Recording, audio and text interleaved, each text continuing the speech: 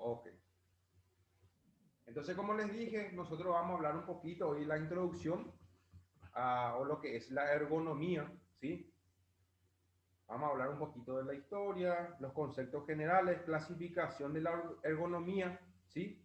Y el objetivo de esta clase va a ser conocer los conceptos fundamentales que conforman el campo de la ergonomía y analizar la evolución histórica y la situación actual, ¿verdad? Entonces, la evolución histórica de la ergonomía es considerada una ciencia, ¿sí?, moderna hoy en día. A lo largo de la historia siempre ha existido la preocupación por la adaptación del medio de las personas. ¿Adaptación en qué sentido? Adaptación en su ámbito laboral, ¿sí? Porque muchas veces estos trabajadores a lo largo del tiempo, ¿verdad? Y dependiendo de qué actividad laboral realice, producía alteraciones y lesiones en el cuerpo de ese trabajador. En la antigüedad el hombre construyó herramientas ideadas para su manejo, para que su manejo fuera más fácil y para que su forma fuera lo más adecuado. O sea, herramientas eh, para que el paciente adopte una mejor postura, un mejor agarre de esos instrumentos y esas técnicas que se utilizó y se realizó mejoró, ¿sí? O previnió, realizó una prevención, ¿verdad?, sobre alteraciones de la postura y alteraciones a nivel articular de esos trabajadores.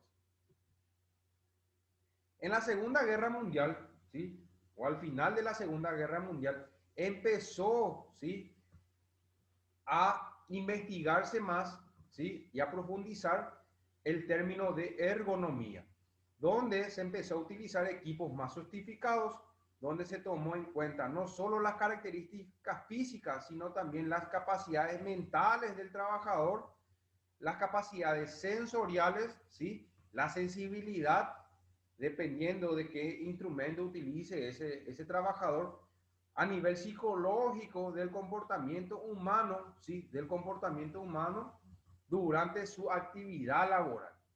Y la primera sociedad de ergonomía denominada, ¿sí?, Sociedad de Ergonomía, ¿sí?, fue fundada en el año 49 en Inglaterra y después de su fundación, esto se fue o fue abarcándose o se fue extendiendo en Alemania, Francia, Suecia y en los países que empezaron ya a industrializarse, ¿sí? Entonces, ese término o esa sociedad de ergonomía empezó ya a estudiar alteraciones, ¿sí?, que se podía producir en el ámbito laboral, ¿sí?, a nivel ambiental, a nivel térmico, a nivel luminoso, ¿sí?, a nivel antropométrico, ¿sí?, la antropometría que vamos a ver más adelante lo que es.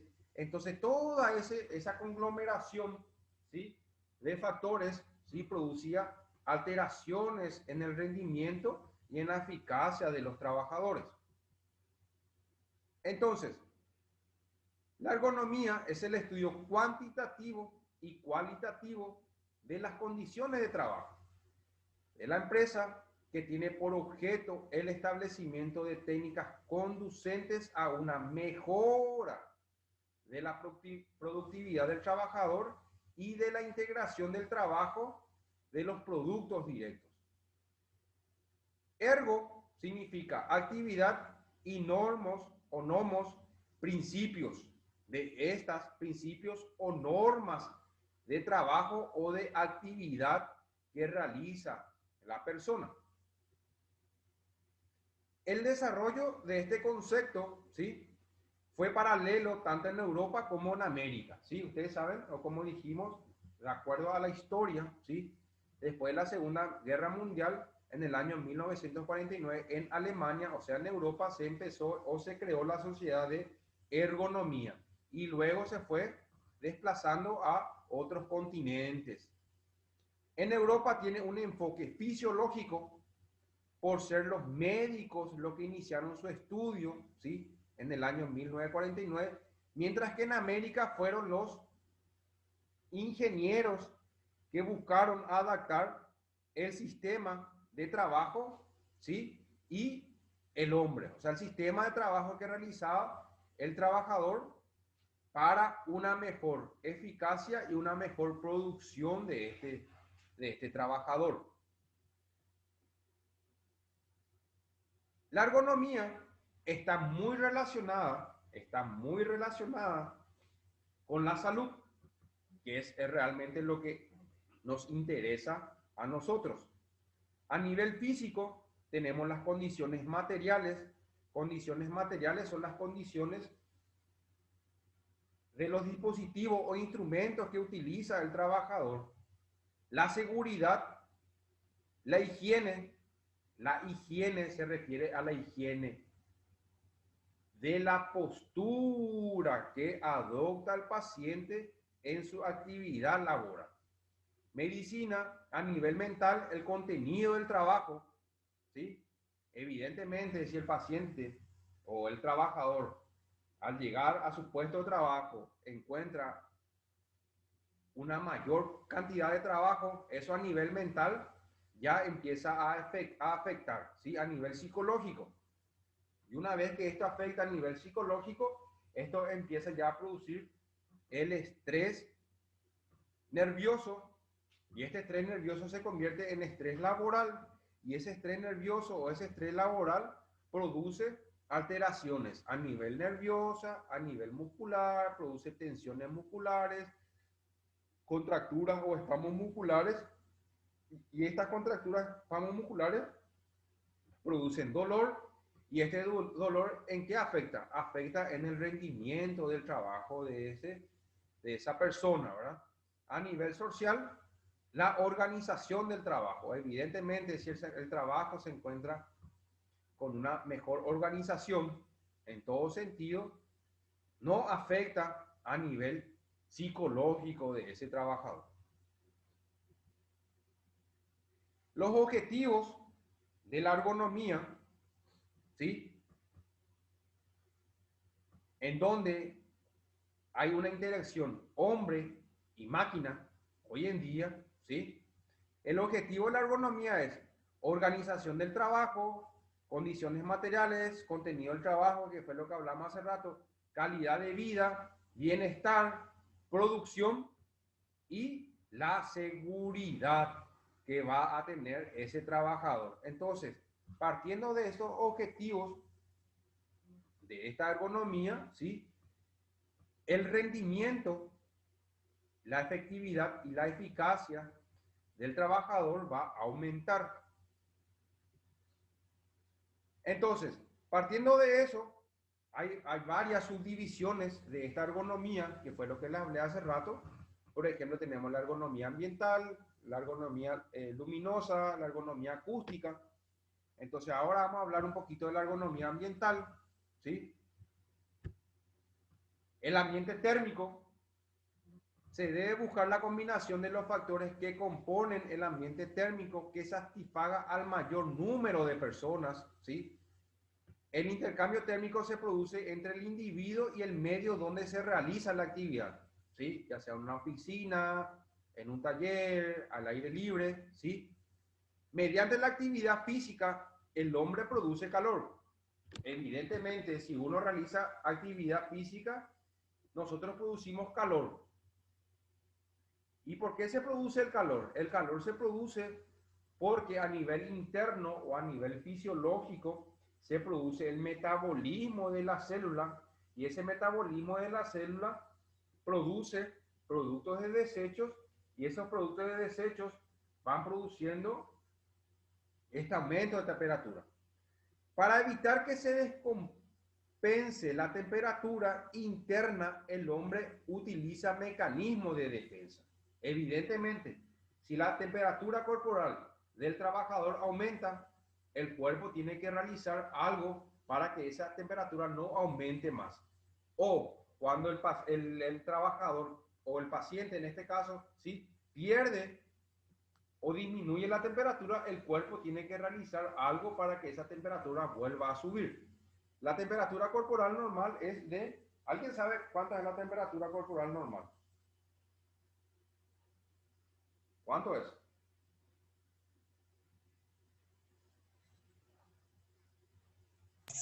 36 no sería, profesor, 36 grados. Subirle un grado más. 37. 37, exactamente. 37 grados Celsius es la temperatura interna o la temperatura corporal normal, ¿sí?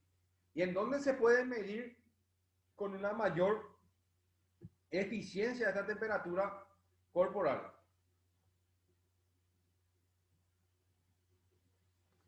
¿Dónde generalmente se mide la temperatura corporal? Se utiliza el termómetro, ¿verdad?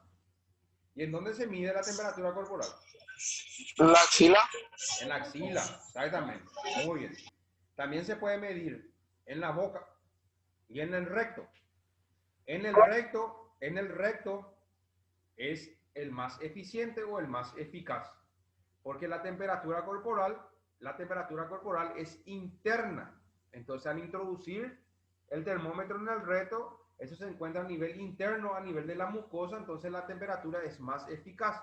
En cambio, si uno mide la temperatura a nivel de la axila ya es a nivel exterior del cuerpo, ¿sí? Entonces, vamos a suponer que ustedes, o que en el ámbito laboral, ¿sí? O que se esté realizando algún tipo de actividad, movimiento aquí, movimiento allá, alzar cosas pesadas, llevarla a un lugar, llevarla a otro lugar, eso va a generar que la temperatura empiece a aumentar. ¿Y qué piensan ustedes que hace el cuerpo para que esa temperatura vuelva a disminuir? ¿Qué pasa cuando uno realiza algún tipo de actividad física? ¿Qué empieza a hacer el cuerpo? ¿Qué es lo que vos tocáis y esto Sudar. Empieza a sudar. empieza a sudar? Exactamente. Entonces, el sistema nervioso central, o sea, el cerebro, ¿qué es lo que hace? Hace que se activen las glándulas sudoríparas que se encuentran por debajo de la piel. Esas glándulas sudoríparas empiezan a enviar líquido al exterior de la piel. Ese líquido, ¿sí? Al evaporarse, ¿sí? Interactúa con el ambiente, entonces eso da una sensación de frescura a nivel de la piel, el sudor. Entonces esa sensación de frescura hace que la temperatura vuelva otra vez a disminuir, ¿sí? Bueno, ya tenemos ahí, si la temperatura aumenta, uno empieza a sudar. Y si la temperatura disminuye, ¿qué puede pasar? ¿O qué hace el cuerpo para que vuelva a subir la temperatura? ¿Qué uno siente cuando hace frío? ¿Qué empieza a pasar?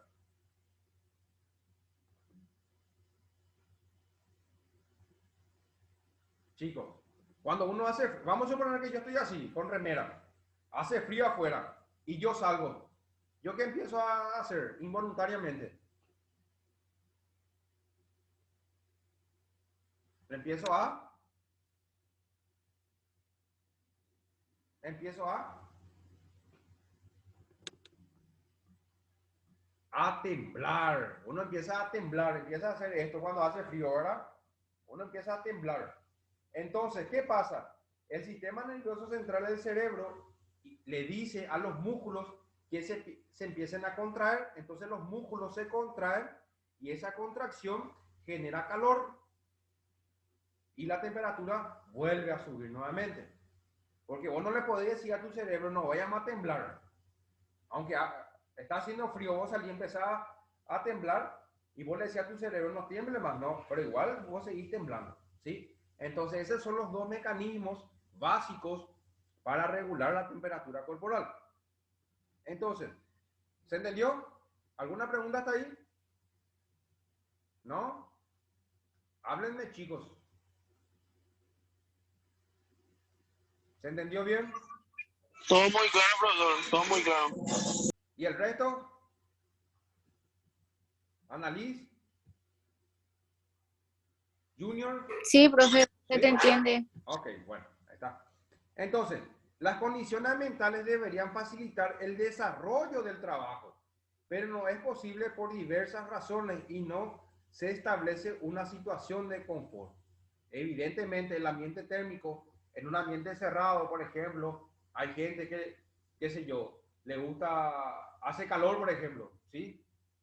Y es alérgico, o es asmático, entonces uno trata o prende el aire acondicionado, hay que empezar a regular otra vez el aire, no porque ella le hace mal, al otro le hace bien. Entonces,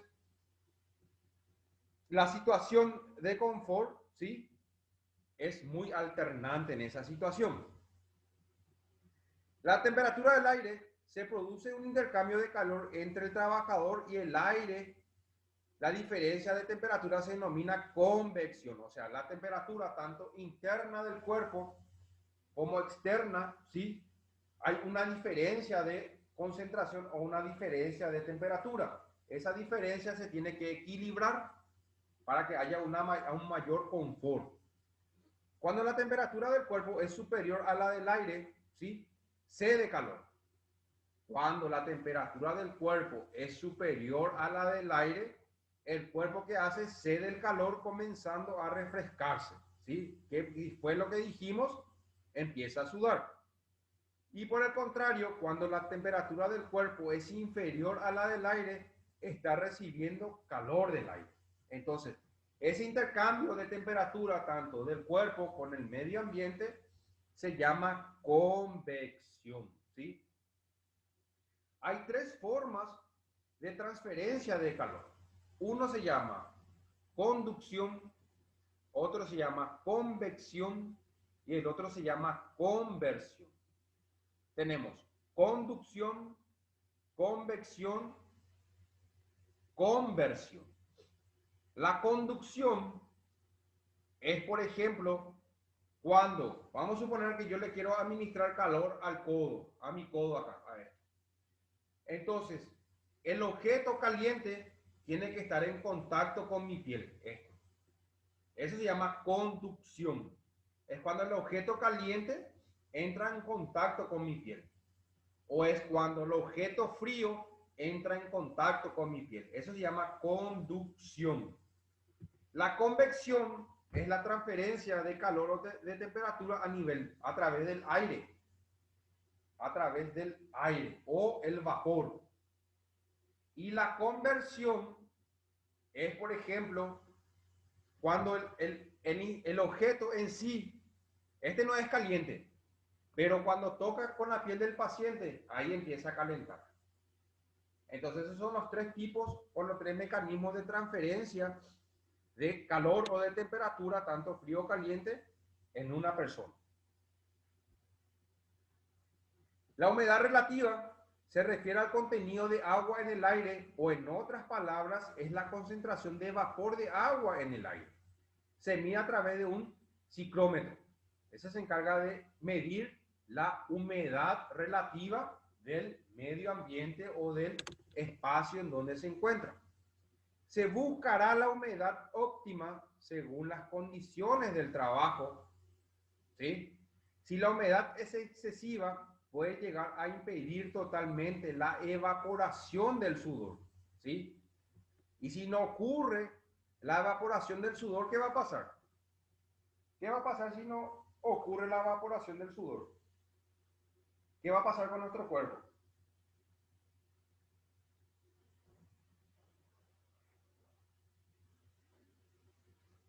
La temperatura corporal del cuerpo va a empezar a aumentar, va a aumentar, va a aumentar. ¿Se acuerdan que dijimos que cuando la temperatura del cuerpo va aumentando, el cuerpo que hace empieza a sudar, entonces hace que el sudor hace que disminuya otra vez la temperatura corporal. Entonces, si hay mucha humedad en el ambiente en sí, ¿sí? Y la temperatura del cuerpo empieza a aumentar, entonces el sudor o el paciente no va a poder evaporar la concentración o la cantidad adecuada para que la temperatura nuevamente vuelva a descender, lo que lleva a no poder eliminar el calor del organismo y poder disminuir la temperatura corporal. Si la humedad es baja, puede llegar a deshidratar el organismo. O sea, ¿qué es lo que se va a deshidratar cuando la humedad es baja? Va a deshidratar las células. Las células del cuerpo van a empezar a disminuir de tamaño.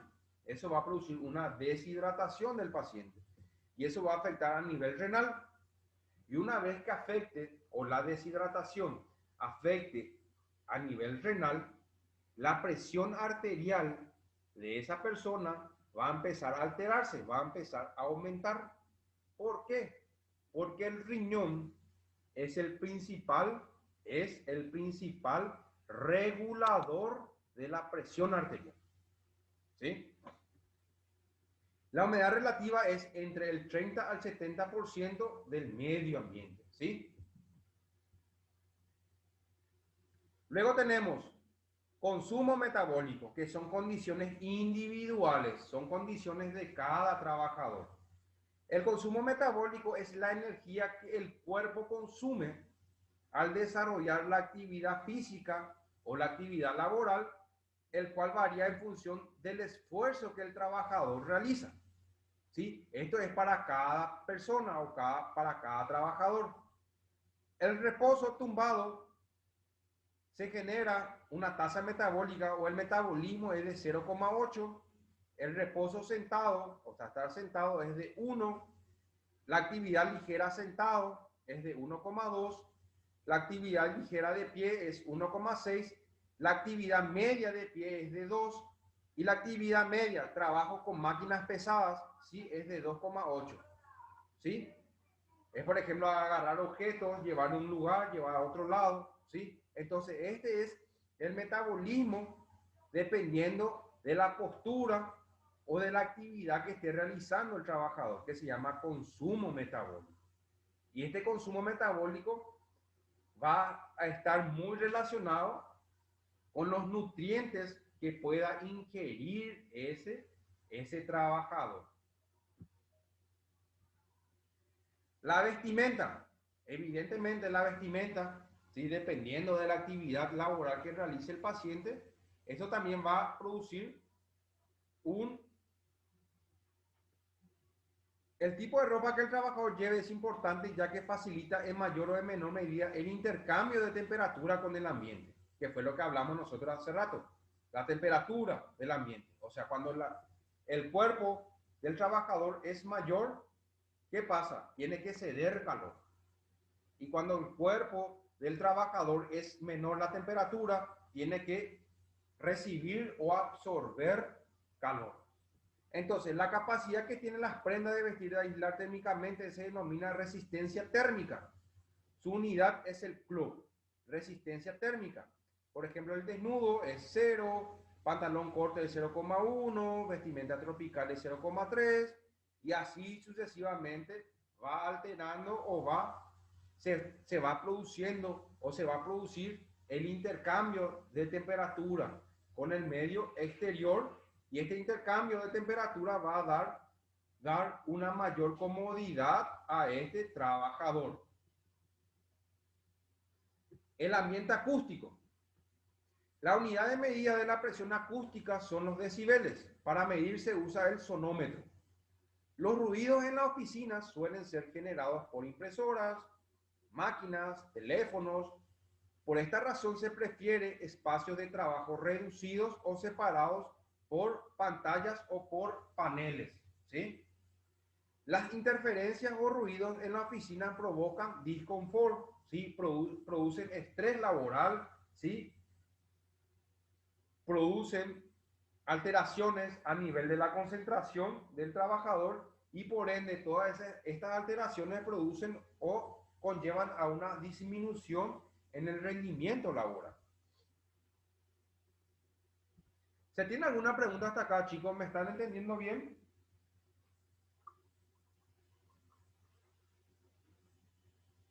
Chicos, Ninguna, profesor, ninguna realmente.